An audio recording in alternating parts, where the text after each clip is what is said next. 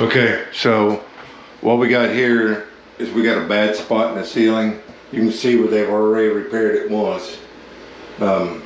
This is kind of common when you're in a 2-bedroom, you know, or I mean a multi-level apartment buildings. So I'm not gonna fix that the traditional way. What I do is I use these access panels.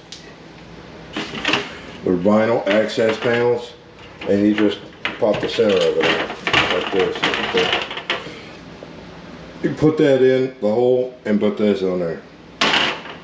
Because tenants will make a mess. And they always make a mess, man. So while I'm in there, I will check to make sure the drain's good and tight. This way, if we have a future problem, you can pop the panel back out versus fixing it. Yeah, I'm not gonna go that route. So let's put a panel in. And then mark around it.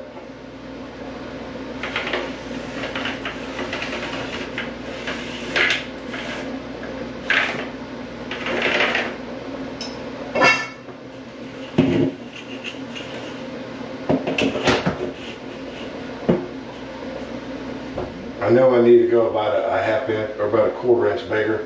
So that just gives me my general idea.